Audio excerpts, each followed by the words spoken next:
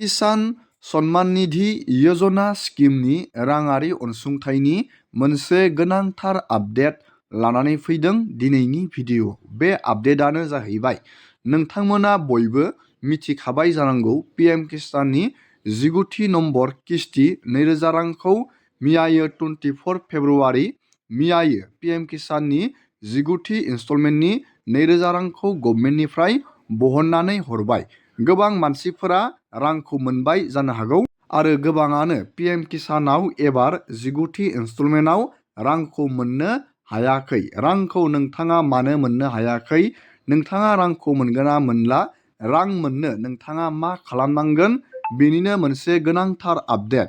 मानो होनोब्ला गोबां कमेन्ट बक्सआव कमेन्ट खालामदों पिएम किसानाव रां मोनबोबाय दंमोन नाथाय एबारो नैबे 19थि इनस्टलमेन्टआव रांखौ मोनाखै। बेनि मा जाहोन थानो हागौ रां मोनिनि? बेनि आपडेट लानानै फैदों आरो गोबां एबारो गोदान जाय बिथांमोना पिएम किसानाव एप्लाइ खालामदों बिथांमोनाबो पिएम किसानाव रां मोननो हादों आरो खायसेया मोनाखै।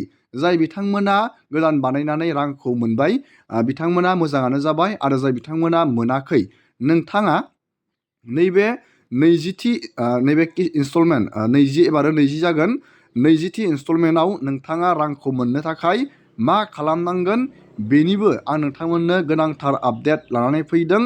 आङो सिगांनिफ्रायनो नोंथांमोननो पिएम किसाननि आपडेट लाबोबाय दं। पिएम किसानाव रां मोननो नोंथांनि गासैबो इलिजिबिलिटि स्टेटासा माबायदि देखायनांगोन, नोंथाङा मा मा खामानि मावनांगोन बेनि बागै आपडेट लाबोगासिनो दं।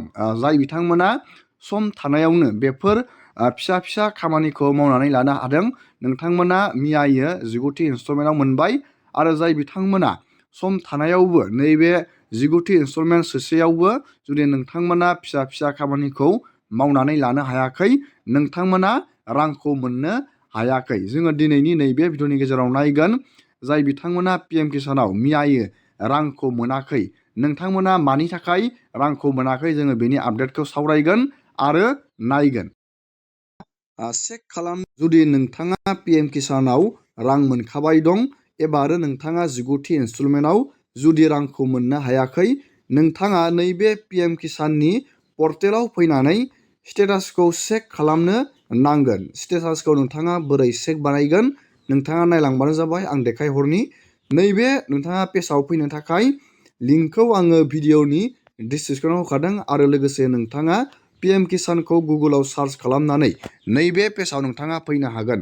नोंथाङा गुगोलाव पिएम किसानखौ सार्च खालामबानो जाबाय आरो नैबे लिंकआव थुबानो जाबाय फार्स्टनि लिंकआव थुबानो जाबाय।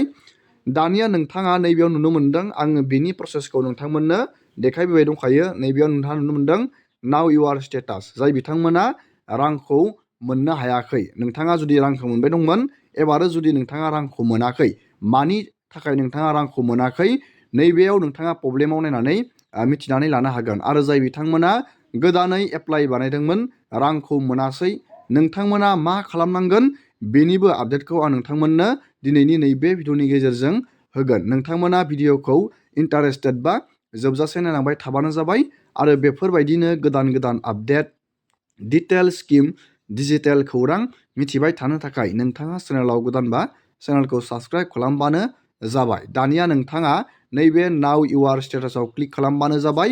जाय बिथांमोना रांखौ एबारो 19थि इनस्टलमेन्टआव मोननो हायाखै मा प्रब्लेम जानानै दं नोंथाङा नायनानै नैबेयावनो मिथिनानै लानो हागोन। गिबियावनो नोंथाङा नैबेयाव नोंथांनि रेजिस्ट्रेसन नम्बरखौ बहायबानो जाबाय आरो नैबे केपसाखौ नैबेयाव बहायनानै नैबे गेट अटिपिआव क्लिक खालामनाय लोगो लोगोनो नोंथांनियाव मोनसे अटिपि फैगोन मबाइलाव। नोंथाङा बे अटिपिखौ बहायनानै इलिजिबिलिटि स्टेटासखौ नोंथाङा चेक खालामनानै नायनो हासिगोन। दानिया नोंथाङा बेबायदि गावबा गावनि इलिजिबिलिटि स्टेटासखौ नोंथाङा चेक खालामनो नैबेयाव नायबानो जाबाय। बे मोनथाम प्रसेसा जुदि नोंथांनिया राइट सिन खोथैदों अब्ला नोंथांनियाव राङा हाबदों बा राङा हाबथ'वाखैब्लाबो राङा हाबगोन। जुदि बे मोनथाम सिस्टेमा जुदि येस खोथैदों जुदि नोंथांनियाव राङा दासिमबो हाबाखै मिया सोनाया अब्ला नोंथाङा जिंगा सिनाङा। जुदि बे मोनथाम जुदि स्टेटासा बियो येस खोथैदों अब्ला नोंथाङा रांखौ मोनगोन। नोंथाङा वेट खालामनो नांगोन। जुदि बे मोनथामनि गेजेराव बबेबा मोनसेया जुदि नोंथांनिया न' जानानै दं अब्ला नोंथाङा मा मा खामानि मावनांगोन आं बेखौ फिन खोन्थाहरफिननि। जाय बिथांमोना रांखौ मोननो हायाखै नैबेयाव नोंथांमोना नुनो मोनदों लेन्ड शेडिं। बेयो जुदि न' जानानै दंब्ला नोंथांनियाव राङा हाबनाय नङा। नोंथाङा बेखौ नोंथांनि डिस्ट्रिक्ट एग्रिकालसार अफिसाव थांनानै नोंथाङा बेखौ थिग खालामनानै लानांगोन। नोंथांनि हानि लेन्ड हल्डिंखौ नोंथाङा प्रभाइड खालामनो नांगोन। आरो नैबे EKYC आनो जाहैबाय जुदि नोंथाङा आखाइनि फिंगारप्रिन्ट होआखै नोंथाङा नैबे EKYCखौ नोंथाङा होथारनो नांगोन। आखाइनि फिंगारप्रिन्टखौ नोंथाङा होनांगोन। बेखौ नोंथाङा CSC सेन्टाराव नोंथाङा थांनानै होनो हागोन। आरो नैबे मेन प्रब्लेमानो जाहैबाय रां हाबिनि आदार बेंक एकाउन्ट शेडिं स्टेटास। नैबेखौ गोबाङानो जाबाय होननानै थायो बेयो आदारजों बेंकजों लिंक। नाथाय डिजिटेल अनलाइन खामानि सिस्टेमा आपडेट जाबाय थायो।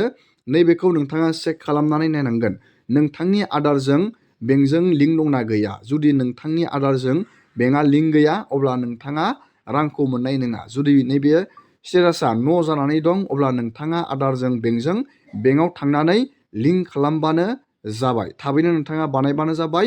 जुदि नैबे आदारजों जुदि नोंथाङा बेंकजों लिंक बानायाखैब्ला बे मोनथाम नोंथाङा स्टेपखौल' नायबानो जाबाय। बे मोनथाम स्टेपआ PM किसानाव रां मोननो थाखाय बियो येस थाथारनाया मेन्डेटरि। दानिया नोंथाङा रोखा जाबाय जानो हागौ।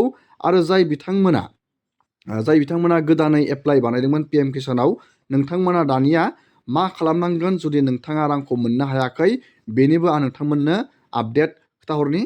नोंथाङा नैबे PM किसाननि पर्टेलाव फैफिननांगोन। आरो जुदि नोंथाङा गोदानै एप्लाइ बानायदों अब्ला नोंथाङा नैबेयाव चेक खालामनांगोन नोंथांनि स्टेटासा डिस्ट्रिक्ट लेभेलाव बा स्टेट लेभेलाव एप्रुभ जादोंना जायाखै।